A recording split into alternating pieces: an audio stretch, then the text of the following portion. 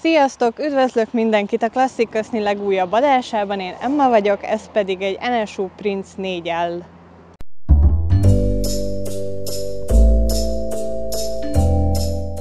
Az NSU egy német gyártó volt, ami főleg autók, motorok és biciklik gyártásával foglalkozott, maga a márka neve, az NSU utal a cég székhelyére, Neckarsulm városára.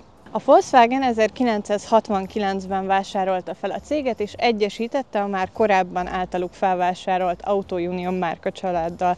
Már ekkor is csak az NSU és az Audi létezett itt, az utolsó NSU-kat az 1970-es években gyártották le, az Audi pedig napjainkban is egy létező márka.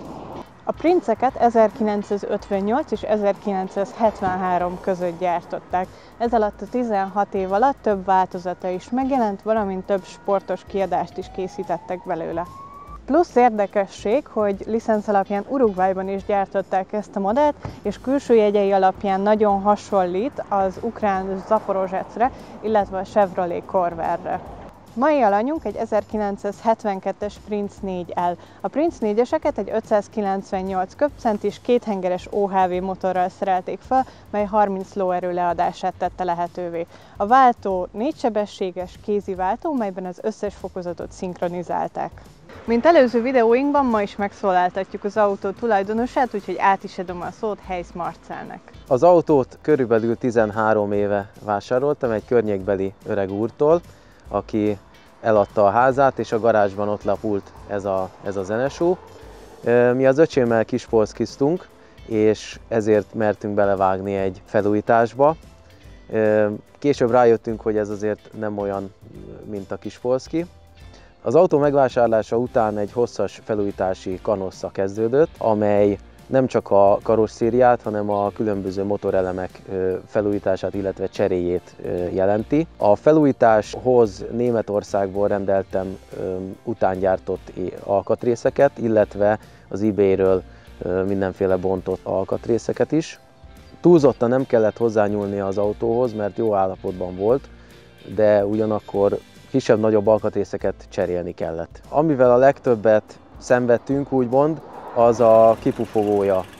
Ezt többször kellett újra hegeszteni, mert a csonknál mindig elengedte a kötést. Teljesen ki lett kasznizva, újra lett fényezve. Az eredeti színét állítottuk vissza, ami az úgynevezett Iberisro színkódra hallgat. A fényes elemek az autón, például az első és a hátsó lökhárítók, illetve az ütközőbabák és a lámpakeretek, ezek újra lettek krómozva. Ezt a csepeli gyárban készítették, tehát ez nem egy ráfújt fény, hanem ez egy króm bevonat. A díszlécek pedig teljesen cserére kerültek, ezt szintén Németországból sikerült beszereznem. A motorral tulajdonképpen lényegileg nem nagyon kellett semmit csinálni, azon kívül, hogy az alkatrészeit szétszedni, megtisztítani. Tehát igazándiból tényleg jó állapotban volt az autó, nem kellett úgymond nagyon belenyúlni a részletekbe. Az autó belső terén tulajdonképpen alig csináltam valamit. A műbört és a műanyag részeket teljes mértékben az eredeti állapotban hagytam. Például váltószoknya és apróbb műanyag alkatrészeket kellett cserélni, amik az idők során elengedtek. Az eredeti belsőhöz hozzá tartozik az az embléma, ami a kesztyűtartón található. Ezt pontosan nem tudom, hogy ez eredetileg is így jött ki a gyárból, vagy az előző tulajok valamelyike rakta rá, de szerintem jól néz ki, és ezért megtartottam. Tehát az autót nem nagyon szoktam rossz időben használni, ugyanakkor mindig, amikor megyek vele, akkor mosolygó pillantások fogadnak. A kisgyerekek is megnézik, részben a piros szín miatt. Ugye nem mindenki ismeri fel, hogy ez egy NSU, sokan egyébként Zaporozsecnek nézik, mert nagyon hasonló formája van, de ez tulajdonképpen a nyugat-európai megfelelője. Sokan megkérdezik, hogy milyen autó ez, milyen típus, Magyarországon viszonylag kevéssé ismerik. 2 évvel ezelőtt az autót kivittük a németországi Esseni Technoklasszika kiállításra, ahol nagyon sikeres volt, sokan megnézték. Különösen népszerű volt a holland és a nyugatnémet nézelődők szemében, akiknek volt, illetve van vele története és tapasztalata. Sokan megjegyezték, hogy nagyon szép az autó, illetve azt, hogy valamilyen családi kötődés, édesapa, nagyapának volt esetleg ilyen autója. Sokfajta történetet hallgattunk meg, többek közt negatív kicsengési történeteket is. Az autó korához képest sem annyira biztonságos, mert a tank az elől található, és hogyha elől éri ütközés, akkor akár ki is tud gyulladni. Az autón 4 darab dobfék található, amelyek kellő légtelenítés után fognak is. Farmotoros az autó, és ezért télen a csúszkálás az megengedett keretek között lehetséges.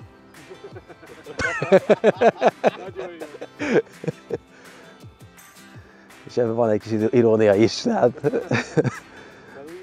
Az autó nagyon kis méretű, ezért a vezetési élmény az maximálisan garantált. Mivel könnyű és keskeny is, tehát ha az ember például előzni szeretne egy biciklist, akkor sávon belül ezt akár meg tudja tenni. Majdnem 600 köbcentis motor azért hát nem egy big block, tehát nagy erő azért nem lakozik az autóban, de a fordulóköre és az autónak a menettulajdonságai azok azt megengedik, hogy kanyarodás és a különböző manőverek könnyen menjenek. A beszállás az autóba trükkös, de ha már benn van az ember, akkor az ülései azok korához képest azt mondanám, hogy kényelmesek. A kilátás az a nagy üvegfelületek miatt jól biztosított, alapból nincs is rajta jobboldali visszapillantó tükör, de nem is nagyon kell, mert a hátsó és az oldalsó ablakokon látni az egész holteret. Az autó 13 éven van nálam, és hirdettem jelenleg.